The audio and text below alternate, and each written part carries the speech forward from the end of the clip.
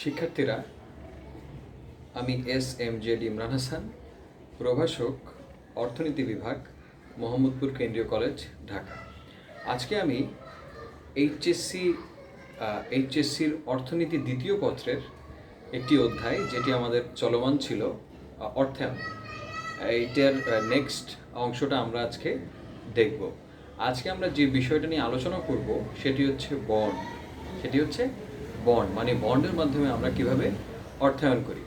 আসলে গত ক্লাসে তোমরা দেখছিলা যে শেয়ার বাজার কি, শেয়ারের প্রকারভেদ কেমন হয়, প্রাইমারি শেয়ার সেকেন্ডারি শেয়ারের পার্থক্য কি, এবং শেয়ারের মাধ্যমে আমরা কিভাবে অর্থায়নটা করি এবং শেয়ারের মাধ্যমে অর্থায়নের আমাদের কি কি সুবিধা হয়। আজকে তোমরা যেটা দেখবা একই জিনিসই আমরা দেখব বন্ডের ক্ষেত্রে। তো আমরা আজকে একটু লিখি বোর্ডে যে আমরা আজকে যেটা পড়বো বন্ড। দেখি আমি, মনোযোগ দিয়ে তোমরা দেখো। বন্ড আসলে তোমাদেরকে প্রথমে জানতে হবে আসলে বন্ড জিনিসটা আসলে কি। দেখো, বন্ড আসলে শেয়ার এবং বন্ড দুটি হচ্ছে তোমার অর্থায়নের টুলস বলা যায়, দীর্ঘমেয়াদী অর্থায়নের উৎস বলতে পারো তুমি। শেয়ারের মাধ্যমে তুমি অর্থায়ন করতে পারবা, বন্ডের মাধ্যমে তুমি অর্থায়ন করতে পারবা। তবে আমি বন্ড বিষয়টা বলার আগে আমি আগে মূল একটা কথা বলি। শেয়ার এবং বন্ড প্রায় কাছাকাছি, দুইটাই ঋণের দলিল।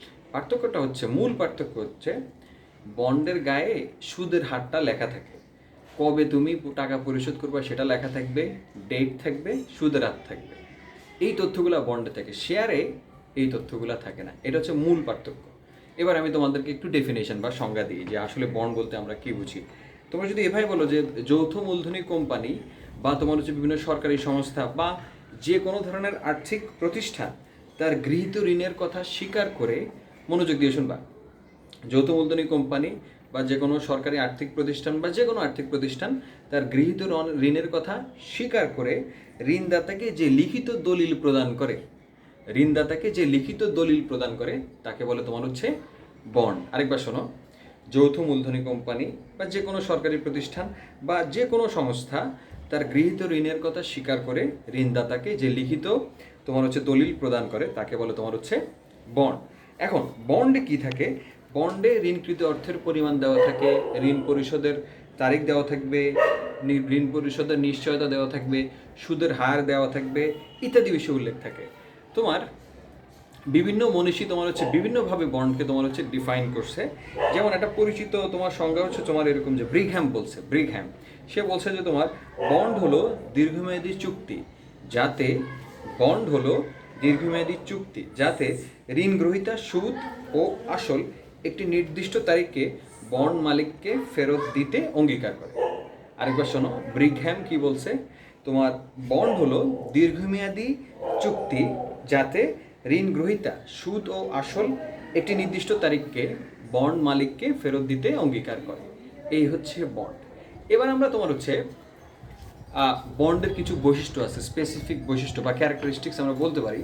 কি কি বৈশিষ্ট্য আমরা বন্ডে দেখতে পাই? যেমন ধরো, প্রথম যদি বৈশিষ্ট্য বলো, ঋণের দলিল। বন্ড হচ্ছে একটা ঋণের দলিল। এ দলিলে ঋণের পরিমাণ, ঋণের মেয়াদ, সুদের পরিমাণ ইত্যাদি উল্লেখ থাকে। তারপরে লিখিত মূল্য, বন্ডের গায়ে নির্দিষ্ট মূল্য লেখা থাকে। বন্ডের মেয়াদ পূরণ হলে ঋণদাতাকে কত টাকা পরিশোধ করতে হবে তা উল্লেখ থাকে। এবার আরো বৈশিষ্ট্য বলো যে সুদ প্রদান। বন্ডের গায়ে একটা সার্টেন পার্সেন্টেজ অফ সুদ থাকে, এবং কোম্পানির লাভ হোক বা ক্ষতি হোক, যাই হোক, সুদটা তোমাকে পরিশোধ করতেই হয়। এটা হচ্ছে বন্ডের একটা স্পেসিফিক বা স্পেশাল ক্যারেক্টারিস্টিক্স। তারপর তোমার হচ্ছে ভোটাধিকার যদি বলো, শেয়ার হোল্ডারদের মতো বন্ড হোল্ডাররা ভোটাধিকার প্রয়োগ করতে পারে না। যদি তুমি ঝুঁকির কথা বলো, বন্ডে ঝুঁকি নাই বললেই চলে। আবার তুমি যদি এভাবে বলতে পারো যে তোমার হস্তান্তর যোগ্যতা, তোমার বন্ড অন্যের কাছে বিক্রি করা যায়। তোমার টাকা যখন দরকার হবে তখন তুমি বন্ড অন্যের কাছে বিক্রি করতে পারবে। মূলত এইগুলি হচ্ছে বন্ডের মূল বৈশিষ্ট্য। এখন আমি তোমার হচ্ছে যে বিষয়টা আলোচনা করবো সেটা খুব গুরুত্বপূর্ণ তোমাদের জন্য, বন্ডের শ্রেণীবিভাগ বা ক্লাসিফিকেশনস অফ বন্ড। আচ্ছা, বোর্ড আসলে দরকার নেই, বুঝছো? তারপরেও আমি হচ্ছে শ্রেণী বিভাগটা একটু লিখি, যেটা তোমাদের দেখতে সুবিধা হবে, তোমরা বুঝতে সুবিধা হবে। লিখতেছি সেটা হচ্ছে বন্ডের ক্লাসিফিকেশন। দেখো, 4 ধরনের ক্লাসিফিকেশন বন্ডের আছে, বুঝছো? 4টা ধরনের ক্লাসিফিকেশন বন্ডের হতে পারে। খুব মনোযোগ দিয়ে দেখবা। এই এই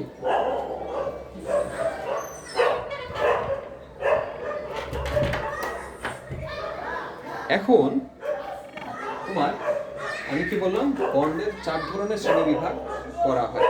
একটা হচ্ছে জামানতের ভিত্তিতে, একটা হচ্ছে জামানতের ভিত্তিতে, একটা হচ্ছে তোমার আমরা বলতে পারি এটা পরিশোধের ভিত্তিতে বলা যায়, পরিশোধের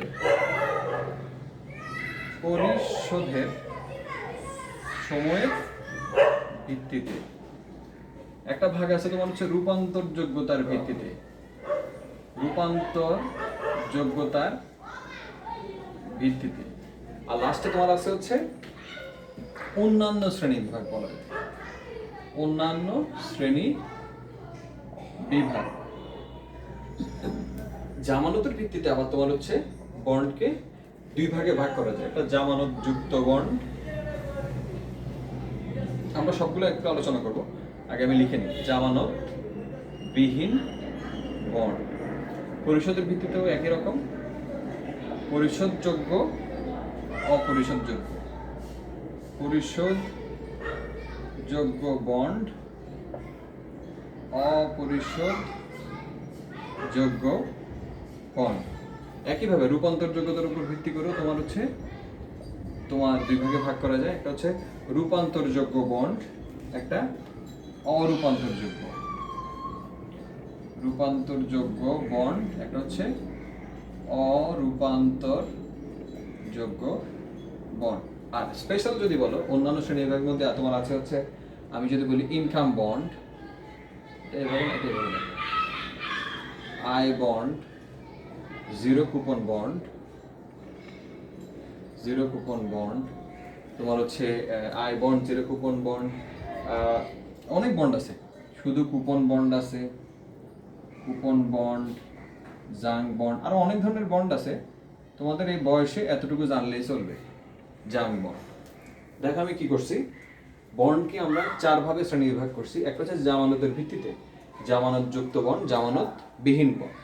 পরিশোধের সময়ের ভিত্তিতে হচ্ছে 2 প্রকার, পরিশোধযোগ্য বন্ড, অপরিশোধযোগ্য বন্ড। আর তোমার রূপান্তরের ভিত্তিতে হচ্ছে তোমার 2 প্রকার, রূপান্তরযোগ্য বন্ড আর হচ্ছে অরূপান্তরযোগ্য বন্ড। আর অন্যান্য শ্রেণী বিভাগে আমরা দেখলাম 4টা টাইপস, একটা হচ্ছে I bond, zero coupon bond, জাং বন্ড, আরও অনেক ধরনের বন্ড কিন্তু আছে।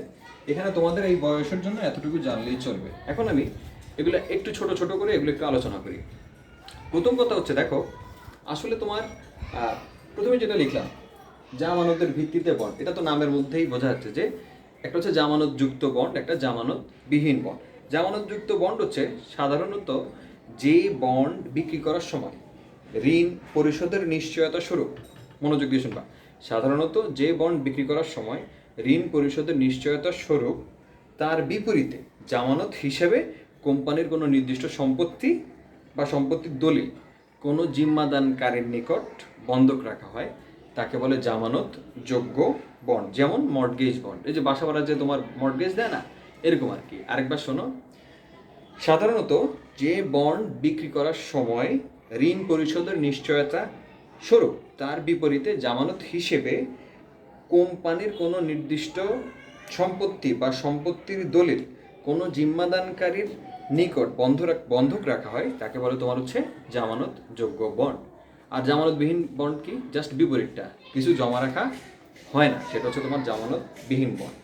এবার যদি বলি তোমার হচ্ছে পরিশোধের সময়ের ভিত্তিতে বন্ড, একটা হচ্ছে পরিশোধযোগ্য বন্ড, একটা অপরিশোধযোগ্য বন্ড। নামের মধ্যেই বোঝা যাচ্ছে যে একটাতে পরিশোধ করতে হবে আর একটাতে পরিশোধের জন্য সিস্টেমেটিক ওয়েতে পরিশোধ হবে। যেমন আমি তোমাকে যদি বলি পরিশোধযোগ্য বন্ড, তাহলে কীভাবে বলবো এভাবে যে বন্ডে নির্দিষ্ট সময়ের মধ্যে ঋণ পরিশোধের প্রতিশ্রুতি দেওয়া থাকে। আরেকবার শোনো, যেই বন্ডে নির্দিষ্ট সময়ের মধ্যে ঋণ পরিশোধের প্রতিশ্রুতি দেওয়া থাকে তাকে বলে তোমার হচ্ছে কি বলে পরিশোধযোগ্য বন্ড। আর অপরিশোধযোগ্য বন্ড কি, সেম জিনিস, তবে যেই বন্ডে কোম্পানির বিলোপ সাধন না করলে অথবা সময় মতো সুদ প্রদানে ব্যর্থ না হলে কোম্পানি ঋণের অর্থ ফেরত দিতে বাধ্য থাকে না, তাকে বলে তোমার হচ্ছে অপরিশোধযোগ্য বন্ড। আরেকবার শোনো, অপরিশোধযোগ্য বন্ড হচ্ছে যে বন্ডে কোম্পানি বিলোপ সাধন না হলে বা সময় মতো সুদ প্রদানে ব্যর্থ না হলে সময় মতো সুদ প্রদানে ব্যর্থ না হলে সময় মতো সুদ প্রদানে ব্যর্থ না হলে তোমার হচ্ছে কোম্পানি ঋণের অর্থ ফেরত দিতে বাধ্য থাকে না, তাকে বলে অপরিশোধযোগ্য বন্ড। যেমন আসলে এটা উদাহরণ বলতে গেলে অনেক উদাহরণ হয়, দরকার নেই। আচ্ছা, এবার রূপান্তরের উপর ভিত্তি করে বন্ডের শ্রেণী বিভাগ আমি তো বলে দিলাম। একটা হচ্ছে রূপান্তরযোগ্য, মানে ওটাতে শেয়ারে কনভার্ট করা যাবে। বন্ডকে তুমি শেয়ারে যদি নিতে পারো এটাকে আমরা বলবো হচ্ছে রূপান্তরযোগ্য বন্ড, আর যদি না নিতে পারো তাহলে এটাকে বলবো অরূপান্তরযোগ্য বন্ড। যেমন আমি বলি, তোমাদের বইয়ের ভাষায় যদি এভাবে বলো যে বন্ডের ক্ষেত্রে কোম্পানি একটি নির্দিষ্ট সময় পরে বন্ড ফেরত নিয়ে তার বিপরীতে তাদের শেয়ার প্রদান করতে পারে বা শেয়ার প্রদান করে, তাকে বলে রূপান্তরযোগ্য বন্ড। আর অরূপান্তরযোগ্য বন্ড কি? এ ধরনের বন্ডের বিপরীতে মানে এ ধরনের বন্ডের মানে অরূপান্তরযোগ্য বন্ডের বিপরীতে কোম্পানি তার শেয়ার প্রদান করে না। মানে অরূপান্তরযোগ্য বন্ড যদি হয় তাহলে হবে যেটা, এ ধরনের বন্ডের বিপরীতে কোম্পানি তার শেয়ার প্রদান করে না, তবে মেয়াদ শেষে বাজার বন্ডের মূল্য পরিশোধ করে, মেয়াদ শেষে বন্ডের মূল্য পরিশোধ করে। এ ধরনের বন্ডকে বলে অপরিশোধযোগ্য বা অরূপান্তরযোগ্য বন্ড, অরূপান্তরযোগ্য বন্ড। আরেকবার শোনো, তোমার এ ধরনের বন্ডের বিপরীতে কোম্পানি তার শেয়ার প্রদান করে না, কিন্তু মেয়াদ শেষে বন্ডের মূল্য পরিশোধ করে, তাকে বলে অরূপান্তরযোগ্য বন্ড। এবার হচ্ছে অন্যান্য শ্রেণী বিভাগ কি আছে এখানে দেখো, I bond, zero coupon bond, coupon bond, junk bond. এগুলো 1 মাসের প্রশ্ন আসে, বলবে একটা বৈশিষ্ট্য দিয়ে যে কোন কোন বন্ডে এমন দেওয়া হয়। এই 4টা জিনিস তোমাদের জন্য গুরুত্বপূর্ণ। আই বন্ড মানে কি বলতো? খুব নাম শুনেই বোঝা যাচ্ছে যে বন্ডের সুদ প্রদান কোম্পানির আয়ের উপর নির্ভরশীল, তাকে আই বন্ড বলে। মানে তোমার এই সুদটা আসবে কোম্পানির যদি আয় হয় তোমাকে সুদ দিবে, কোম্পানির আয় না হলে কিন্তু তোমাকে সুদ দিবে না। তবে আয় হলে অবশ্যই সুদ দিতে হবে। আর জিরো কুপন বন্ড কি? বোঝা যাচ্ছে একটা জিরো না, বিষয়টা কিন্তু আসলে তা না। বিষয়টা হচ্ছে এই যে তোমার যে ধরনের বন্ডের সমমূল্য বা কম মূল্যে বিক্রি করা হয়। আরেকবার শোনো, যেই ধরনের বন্ডের সমমূল্যে বা কম মূল্যে বা বাট্টায় বিক্রি করা হয় এবং মেয়াদ পূর্তিতে বন্ডের সমুদয় অর্থ ফেরত দেওয়া হয়, তাকে জিরো কুপন বন্ড বলে। এক্ষেত্রে বন্ডের ক্রয় মূল্য এবং পরিশোধ মূল্যের পার্থক্য হচ্ছে ঋণদাতার আয় হিসাবে বিবেচিত হয়। আরেকবার শোনো, খুব বেশি তোমরা খুব বেশি ডিপে যাওয়ার দরকার নেই, জাস্ট আমি যেভাবে ডেফিনেশনগুলো দিচ্ছি এগুলো মাথায় রাখবা। তোমাদের বইয়ে এগুলো আছে, তোমরা দেখে নিলে অসুবিধা হবে না, বুঝতে পারবে ইনশাল্লাহ। জিরো কুপন বন্ড হচ্ছে যে ধরনের বন্ডের সমমূল্যে বা কম মূল্যে বা বাট্টায় বিক্রি করা হয় এবং মেয়াদ পূর্তিতে বন্ডের সমুদয় অর্থ ফেরত দেওয়া হয়, তাকে বলে জিরো কুপন বন্ড। এক্ষেত্রে বন্ডের ক্রয় মূল্য ও পরিশোধ মূল্যের পার্থক্য হচ্ছে ঋণদাতার আয়। এ হচ্ছে বেসিক। কুপন বন্ড কি? এখানে ছিল জিরো কুপন বন্ড, এবার হচ্ছে কুপন বন্ড। এটা হচ্ছে নর্মাল বন্ড আর কি, যেই বন্ডের গায়ে তোমার হচ্ছে নির্দিষ্ট সুদের হার, পরিপক্ক সময়, বাহ্যিক মূল্য প্রভৃতি উল্লেখ এবং নির্দিষ্ট তারিখ সময়ের জন্য কুপন লাগানো থাকে, তাকে কুপন বন্ড বলে। এ বন্ড হস্তান্তরযোগ্য বলে যার কাছে এ ধরনের বন্ড থাকে, তিনি কোম্পানিতে কুপন জমা দিয়ে অর্থ উত্তোলন করতে পারেন। আরেকবার শোনো, মূলত বন্ড এ ধরনেরই হয়, কুপন বন্ড টাইপেরই হয়। যেমন আর বলি, যে বন্ডের গায়ে নির্দিষ্ট সুদের হার, পরিশোধের সময়, বাহ্যিক মূল্য ইত্যাদি লেখা থাকে এবং নির্দিষ্ট তারিখ সময়ের জন্য কুপন লাগানো থাকে, তাকে বলে কুপন বন্ড। এই বন্ড হস্তান্তরযোগ্য বলে যার কাছে এ ধরনের বন্ড থাকে, তিনি কোম্পানিতে কুপন জমা দিয়ে যে কোনো সময় অর্থ উত্তোলন করতে পারেন। It's so much easy. এবার জাঙ্ক বন্ড একটু ব্যতিক্রমধর্মী বন্ড। যেই বন্ডে তোমার হচ্ছে ঝুঁকির পরিমাণ বেশি থাকে এবং আয় প্রাপ্তির পরিমাণ অপেক্ষাকৃত কম থাকে, তাকে বলে জাঙ্ক বন্ড। আরেকবার শোনো, জাঙ্ক বন্ড হচ্ছে ঝুঁকির পরিমাণ থাকবে সবচেয়ে বেশি এবং লাভ প্রাপ্তি বা তোমার হচ্ছে কি বলবো এটাকে, আয় প্রাপ্তির পরিমাণ অপেক্ষাকৃত অনেক কম, তাকে বলে জাঙ্ক বন্ড বা ঝুঁকিপূর্ণ বন্ড বলে এটাকে। যারা বেশি ঝুঁকি গ্রহণ করতে চায় তারা তোমার হচ্ছে এই ধরনের বন্ডে বিনিয়োগে আগ্রহী হয়। এই হচ্ছে আমি তোমাদেরকে বেসিক কথা বললাম। এবার একটু তোমাদের নতুন কথা বলি, যেটা বইয়ে নেই। সেটা হচ্ছে, চিন্তা করে দেখো তো, আমরা আসলে যেটা পড়তেছি সেটা হচ্ছে আসলে আমরা কিন্তু অধ্যায়ের নাম হচ্ছে অর্থায়ন, তাই না? প্রশ্ন হচ্ছে, এই যে আমি যে বন্ড দিয়ে বললাম, বন্ড অর্থ বা তোমার শেয়ারের মাধ্যমে আমরা অর্থায়ন করি, তোমাদের প্রশ্ন আসতে পারে না মাথায় যে আসলে তোমার শেয়ার এবং বন্ড দুইটাই হচ্ছে তোমার, দুইটা দিয়েই আমরা অর্থায়ন করি, কিন্তু কোনটা দিয়ে কোনটা আমার জন্য ভালো, কোনটা তোমার জন্য ভালো, সেটা কি আমরা চিন্তা করি না। এইটা আমাদের চিন্তা করতে হবে যে আসলে শেয়ারের মাধ্যমে আমি অর্থায়ন করব না বন্ডের মাধ্যমে অর্থায়ন করব, এটা তোমাদেরকে চিন্তা করতে হবে। আমরা এই বিষয়টা নিয়ে শেষে একটু আলোচনা করব। এখন আমরা যে বিষয়টা দেখব, আমি বন্ডের এই ভ্যালুয়েশন বা বন্ডের মূল্যটা নিয়ে একটু কথা বলবো, যদিও এটা তোমাদের এই বয়সের জন্য দরকার নাই, তারপরে একটু জেনে রাখো। দেখো, মনে করো একটা বন্ডের গায়ে কি কি থাকে নর্মালি আর কি। বন্ড যেমন হয়, এটা একটা কাল্পনিক বন্ড, মনে করো এটা একটা বন্ড। এখানে একটা কোম্পানির নাম থাকবে, এখানে একটা টাকা থাকবে, এখানে সুদের হার থাকবে, পরিশোধের সময় থাকবে, এখানে কিছু সেল থাকবে। এই হচ্ছে একটা বন্ড। এটা একটা তারিখ থাকবে, কয় তারিখে তুমি দিছো, এখানে একটা তারিখ থাকবে যে তারিখে তুমি টাকাটা পরিশোধ করবে, এখানে থাকবে সুদের হার, এখানে থাকবে কত টাকা তুমি অর্থায়ন করতেছো বা কত টাকা তুমি নিচ্ছ, ঠিক আছে, ঋণদাতার কাছ থেকে কত টাকা তুমি নিচ্ছ, এবং মেয়াদ শেষে তুমি কত পার্সেন্ট সুদে তাকে কোন তারিখে পরিশোধ করবা। এই হচ্ছে একটা বন্ড। প্রশ্ন হচ্ছে বন্ডের যে ভ্যালু, বুঝছো, বন্ড যত হাত ঘুরবে বন্ডের মূল্য, বন্ডের যেই তোমার মূল্য সেটা তোমার হচ্ছে, মনে করো আমি একটু উদাহরণ দিয়ে আগে পরে বলি। মনে করো যে আমি সাপোজ রাকিব থেকে, আমি রাকিব নামে এক ছেলে আছে, সে রাকিব থেকে আমি তোমার হচ্ছে, আমার কাছে 10,000 টাকার বন্ড আছে বর্তমান, ধরো এই যে কোনো একটা বন্ড আমার 10,000 টাকার আছে, এবং গায়ে লেখা আছে 10% সুদে আমি 2 বছর পরে তাকে ঋণদাতাকে এটা পরিশোধ করবো, তোমার হচ্ছে 10% সুদে 2 বছর পরে। এখন ধরো আগামীকালই আমার নিজের টাকার দরকার হয়েছে, আমি এখন কী করবো? আমি ধরো যে সগিরের কাছে গেলাম, যে বললাম যে সগির সাহেব আমার তো আসলে টাকার দরকার, আমি তো একজনকে টাকা দিয়ে আমি তো বন্ড নিছি, কিন্তু আমার নিজেরই তো টাকার দরকার হয়েছে, আমি কী করবো? বলে সগির সাহেব বলবে যে ঠিক আছে, আমি আপনাকে 8,000 টাকা দিব, আপনি রাজি থাকলে আমারে দিতে পারেন বন্ড। এখন দেখো, তুমি 10,000 টাকা কিন্তু আরেকজনকে, তুমি হচ্ছে আরেকজনকে অলরেডি তুমি আরেকজনকে দিছো, বন্ডটা পাইছো। এখন তুমি এই বন্ডটাই তোমার টাকার দরকার হয়েছে, তুমি কি করতেছো? আরেকজনের কাছে বিক্রি করতেছো কম দামে, তারও আবার এরকম টাকার দরকার হবে না, সেও এভাবে কম দামে বিক্রি করবে। তার মানে হচ্ছে বন্ড যত হাত ঘুরবে বন্ডের দাম কমে যাবে, কিন্তু বা বন্ডের ভ্যালু কমে যাবে, কিন্তু বন্ডের ইন্টারেস্ট রেটটা বেড়ে যাবে। কিভাবে দেখো, মনে করো 10,000 টাকার একটা বন্ড, 10,000 টাকা একটা তো হয় না, 100 বা 10 টাকার, এভাবে ধরো যে 10,000 টাকার বন্ড, কাল্পনিক মান। 10,000 টাকার একটা বন্ড আমি নিলাম, আমি মনে করো যে ওর কাছ থেকে, তোমার কাছ থেকে নিলাম, লেখা আছে 10,000 টাকা 10% সুদে 2 বছর পরে আমি তোমাকে পরিশোধ করবো। ওকে, দেন হঠাৎ করে কি হলো, আমার কাছে এখন বন্ড আছে, তা তোমার আগামীকাল আমার ধরো যে আমার ছেলে মেয়ে অসুস্থ হলো বা আমার পরিবারের কেউ অসুস্থ হলো, আমার টাকার দরকার না, তো আমার তো টাকা লাগবে, আমি কী করবো? তখন আমার কাছের মানুষের কাছে যেয়ে বলবো যে এই অবস্থা, আমার তো টাকা লাগে, আমার কাছে বন্ড আছে, তোরা বন্ড নে, কিছু কম দে, সমস্যা নেই। তো কমেই আমি ধরো 8,000 টাকা নিলাম। এরপরে যে আমার থেকে নিল, তারও মনে করো কয়েকদিন পরে তোমার হচ্ছে আবার টাকার দরকার হলো, সে নিচে আমার কাছ থেকে 8,000 টাকা দিয়ে।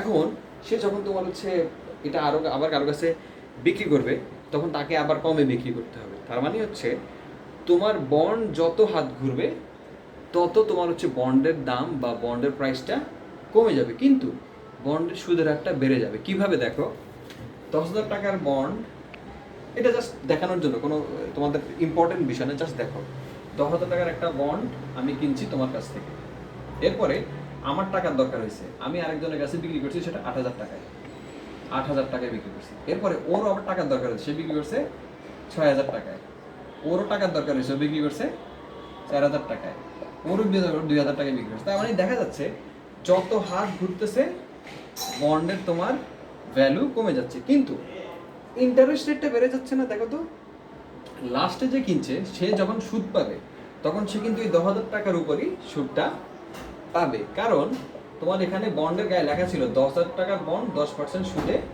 2 বছর পরে তুমি ফেরত পাবা। বুঝছো? আর দেখাবো না, জাস্ট তোমাদেরকে দেখালাম যে এটা কেন দেখালাম। মাথায় রাখবা যে বন্ড হচ্ছে হস্তান্তর হয়, এবং বন্ড যত বেশি হাত ঘুরবে বা হাত বদল যত হবে বন্ডের ভ্যালু তত কমে যাবে, কিন্তু ইন্টারেস্ট রেটের পরিমাণ বেড়ে যাবে। এটুকু জেনে রাখ। আচ্ছা, এখন আমি যেটা আলোচনা করব সেটা হচ্ছে তোমার বন্ডের মাধ্যমে অর্থায়নের আসলে আমাদের সুবিধা, কি ধরনের সুবিধা আমরা পেতে পারি বন্ডের মাধ্যমে অর্থায়ন করলে। বন্ডের মাধ্যমে অর্থায়নে আসলে আমাদের সুবিধা কি কি আমি একটু বলি, তোমরা একটু শোনো। যেমন ধরো একটু যদি এভাবে বলি যে কম খরচ। কম খরচ এই জন্য যে বন্ডের মাধ্যমে যদি তোমরা যদি অর্থায়ন করো তাহলে খরচ কমে, কারণ এই ধরনের ঋণের সুদের হার কম হয়, এই জন্যই খরচটা কম। খুব বেশি সুদ বন্ডে হয় না। আবার কর সুবিধা, এটা খুব ইম্পর্টেন্ট বিষয়। কোম্পানি আইন অনুযায়ী, আমি জানি না তোমাদের আইডিয়া আছে কিনা, এটাকে বলে তোমার হচ্ছে কোম্পানি আইন অনুযায়ী বা কোম্পানি অ্যাক্ট অনুযায়ী বন্ডের সুদ, মনোযোগ দিয়ে শুনবা, কোম্পানি আইন অনুযায়ী বন্ডের সুদ কর বাদযোগ্য খরচ হিসাবে গণ্য হয়। মানে বন্ডের সুদটা কর বাদযোগ্য খরচ হিসাবে বিবেচিত হয়। তাই এর মাধ্যমে অর্থায়ন করলে কোম্পানির তোমার হচ্ছে কর রেয়াত পেয়ে থাকে বা কোম্পানির ট্যাক্স রিবেট পায়, মানে কর ছাড় পায়। আবার বাজারে শহরে প্রবেশ, কখনো কখনো শেয়ার বাজারে শেয়ার গ্রহণযোগ্য হয় না, ওই ক্ষেত্রে তোমার হচ্ছে বন্ড দিয়ে তুমি সহজে প্রবেশ করতে পারবা বাজারে। আবার উপার্জন ক্ষমতা কমে না। দেখো বন্ড যারা তোমার হচ্ছে নিয়ে ব্যবসা করে,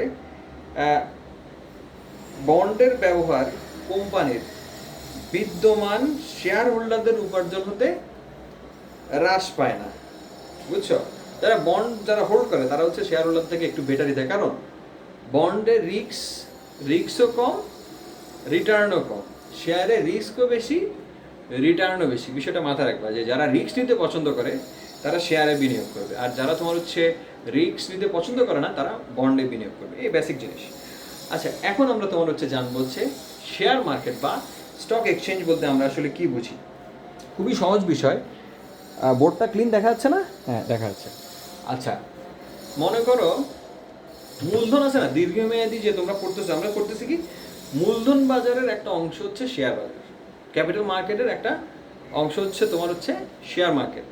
এখন মূলধন বাজারের যে অংশে বিধান অনুযায়ী তালিকাভুক্ত কোম্পানি সমূহের শেয়ার কেনা বেচা হয় তাকে বলে স্টক এক্সচেঞ্জ বা শেয়ার মার্কেট, তাকে বলে শেয়ার মার্কেট বা স্টক এক্সচেঞ্জ। এখন বিভিন্ন মনীষী বিভিন্নভাবে স্টক এক্সচেঞ্জকে সংজ্ঞায়িত করছে। এটা আসলে তোমার বিষয়টা এমন যে এটা একটা আর্থিক প্রতিষ্ঠান যেখানে তোমার হচ্ছে একটা স্থানে, যে স্থানে তোমার হচ্ছে শেয়ারের কেনা বেচা হয়, এই মূল। আবার বাংলাদেশে যেমন তোমার ধরো যে দুইটা স্টক এক্সচেঞ্জ আছে, একটা ঢাকা স্টক এক্সচেঞ্জ, একটা হচ্ছে চট্টগ্রাম স্টক এক্সচেঞ্জ। পৃথিবীর অন্যান্য দেশে, বিভিন্ন দেশে অনেক 10-12টা স্টক এক্সচেঞ্জ থাকতে পারে। স্টক এক্সচেঞ্জ একটি তালিকাভুক্ত কোম্পানি হিসাবে কাজ করে, মাথা রাখবা।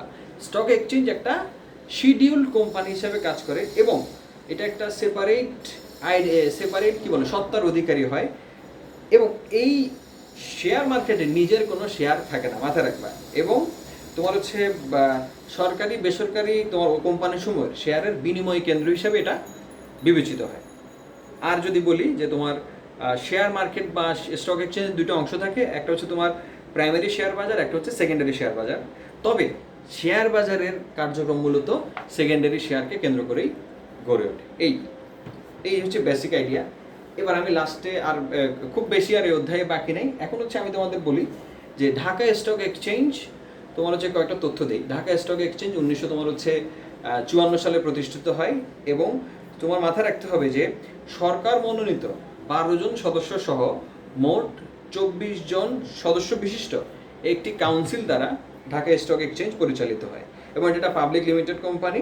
এবং 2016 সালের প্রথম দিকে ঢাকা স্টক এক্সচেঞ্জ লিমিটেডের তালিকাভুক্ত সিকিউরিটিদের সংখ্যা ছিল 562টা। এতটুকুই জানো। আর যে কোনো সময় শেয়ার ক্রয়ের মাধ্যমে যে কেউ এখানকার সদস্য হতে পারে। এটা হচ্ছে ঢাকা স্টক এক্সচেঞ্জ। আর চট্টগ্রাম স্টক এক্সচেঞ্জকে বলে সিএসসি, ঢাকা স্টক এক্সচেঞ্জকে বলে ডিএসই। ঠিক আছে, চট্টগ্রাম এক্সচেঞ্জ হচ্ছে সিএসই। আচ্ছা, বাংলাদেশের তোমার হচ্ছে দ্বিতীয় স্টক এক্সচেঞ্জ হচ্ছে তোমার চট্টগ্রাম স্টক এক্সচেঞ্জ। 1995 সালে এটা প্রতিষ্ঠিত হয়েছে এবং হচ্ছে তোমার সরকার মনোনীত 6 জন সদস্য সহ 18 জন সদস্য বিশিষ্ট একটা পরিচালনা পরিষদ কর্তৃক এটা পরিচালিত হয়। 2016 সাল পর্যন্ত চট্টগ্রাম স্টক এক্সচেঞ্জের তোমার তালিকাভুক্ত সিকিউরিটিদের সংখ্যা ছিল হচ্ছে 302টা। এই আমরা একদম লাস্ট পর্যায়ে চলে আসছি। আমরা বন্ড মার্কেট বলতে আসলে কি বুঝি বলো তো? যেই বাজারে বন্ডের কেনা বেচা হয় তাকে বন্ড মার্কেট বলে। এটা হচ্ছে প্রথম কথা, যেহেতু বন্ড মার্কেট করতেছি। এবং এই বাজারে জামানতযুক্ত বন্ড, জামানতবিহীন বন্ড, তোমার রূপান্তরযোগ্য বন্ড, রূপান্তরবিহীন বন্ড, তোমরা তো বিভিন্ন ধরনের বন্ড দেখছো, এই ধরনের বন্ড কেনা বেচা হয়। এবং পৃথিবীর বিভিন্ন দেশে তোমার হচ্ছে বিভিন্ন শেয়ার মার্কেট আলাদা থাকে, বন্ড মার্কেট আলাদা থাকে, কিন্তু আমাদের দেশে দুটি মার্কেট একীভূত, মানে তোমার শেয়ার এবং বন্ড দুটোই তুমি শেয়ার মার্কেট বা স্টক এক্সচেঞ্জ থেকে কেনা বেচা করতে পারবা। এই হচ্ছে আমাদের অধ্যায়ের বেসিক জিনিস। আর হচ্ছে তোমার আরেকটা জিনিস লাস্টলি পড়াবো, সেটা হচ্ছে তোমার শেয়ার মার্কেট এবং বন্ড মার্কেটের পার্থক্য। হ্যাঁ, শেয়ার মার্কেট ও বন্ড মার্কেটের পার্থক্য। আসলে দুইটা মার্কেটই হচ্ছে খুবই খুবই তোমাদের মনে হবে যে দেখতে একই রকম মার্কেট, কিন্তু না, একটা একটা বড় পার্থক্য আছে তোমার হচ্ছে দুইটা মার্কেটের। যেমন ধরো সংখ্যাগত পার্থক্য যদি বলি, বলা যায় যে যে যে মার্কেটে পাবলিক লিমিটেড কোম্পানির শেয়ার কেনা বেচা হয় তাকে বলে তোমার হচ্ছে শেয়ার মার্কেট। আর বন্ড মার্কেট হলো এমন ধরনের ঋণের মার্কেট যেখানে বন্ড ইস্যুকারীরা তাদের বন্ড বিক্রি করে এবং পরবর্তীতে তা তাদের ক্রেতা বিক্রেতাদের মধ্যে লেনদেন হয়ে থাকে। এটা হচ্ছে সংখ্যাগত পার্থক্য যদি বলো। তুমি যদি ঝুঁকিগত পার্থক্য বলো, চোখ বন্ধ করে বলা যাবে যে যারা তোমার হচ্ছে শেয়ারের বাজারের শেয়ারের মধ্যে ঝুঁকি অনেক বেশি থাকে, বন্ডের যেহেতু সুদের হার ফিক্স থাকে, কোম্পানি মরুক বা বাঁচুক তোমার সেই সুদটা পেয়ে যায়। যারা তোমার হচ্ছে ঝুঁকি নিতে পছন্দ করে তারা শেয়ারে বিনিয়োগ করবে, আর যারা তোমার ঝুঁকি নিতে পছন্দ করে না তারা বন্ডে বিনিয়োগ করবে। নমনীয়তার যদি বলো, মানে ফ্লেক্সিবিলিটির ভিত্তিতে যদি বলো, যে দেখো শেয়ার মার্কেটের মধ্যে বুঝছো বহু ধরনের কর্তৃপক্ষ জড়িত থাকে, এই জন্য এই বাজারটা খুব একটা ফ্লেক্সিবল হয় না, নমনীয় হয় না। কিন্তু বন্ডের বাজারে খুব বেশি মানুষ বন্ডের বাজারে ইন্টারফেয়ার করে না, সিঙ্গেল পার্সন বা দুইজন থাকে। তো এই ক্ষেত্রে তোমার হচ্ছে তোমার বন্ডের বাজারটা তুলনামূলকভাবে নমনীয় হয়, ফ্লেক্সিবল হয়। আবার তোমার যদি সুদের ভিত্তিতে যদি বলো, সুদের ভিত্তিতে যদি তোমার আমি যদি পার্থক্য করি, তাহলে বলা যায় যে তোমার শেয়ার বাজার তো আসলে সুদের সঙ্গে সম্পর্কিত না, সুদের সঙ্গে সম্পর্কিত হচ্ছে তোমার বন্ড মার্কেট। আবার তুমি যদি হিসাবে বলো, কি বলে এটাকে, কি বলে, সময় মেয়াদের ভিত্তিতে যদি বলো, শেয়ারের আসলে কোনো সময় মেয়াদ থাকে না, কিন্তু বন্ডের গায়ে অবশ্যই তোমার হচ্ছে কবে তুমি বন্ডের টাকা পরিশোধ করবে সেই ডেটটা বন্ডের গায়ে উল্লেখ থাকে। আবার তোমার এগুলোই আসলে মূল পার্থক্য, বুঝছো? এগুলো হচ্ছে মূল পার্থক্য। এবং আমার মনে হয় যে এই অধ্যায় থেকে আমরা মোটামুটি যে বিষয়গুলো আমাদের জানা জরুরি, আমরা মোটামুটি সব বিষয় আমরা এই অধ্যায় থেকে জানার চেষ্টা করছি। পরবর্তী আমি তোমাদের যে ক্লাসটা নিব সেখানে আমি এই অধ্যায় থেকে আমরা সৃজনশীল প্রশ্ন নিয়ে আমাদের পরবর্তী ক্লাস হবে। তো আজকে আমি তোমাদের অর্থায়ন যে অধ্যায়টা আমাদের চলমান ছিল, এটা তৃতীয় লেকচার দিলাম, এবং তৃতীয় লেকচারের মাধ্যমে আমাদের কিন্তু অধ্যায়টা আজকে থেকে শেষ। চতুর্থ লেকচারে আমরা এই অধ্যায়ের সৃজনশীল প্রশ্নগুলো পড়ে আমরা পরবর্তী অধ্যায়ে যাব। তো তোমরা ভালো থাকবা, সুস্থ থাকবা, আর দুর্যোগের সময় ঘর থেকে বের হবা না, এবং হচ্ছে সেফ থাকবা। আজকে পর্যন্তই, আল্লাহ হাফেজ।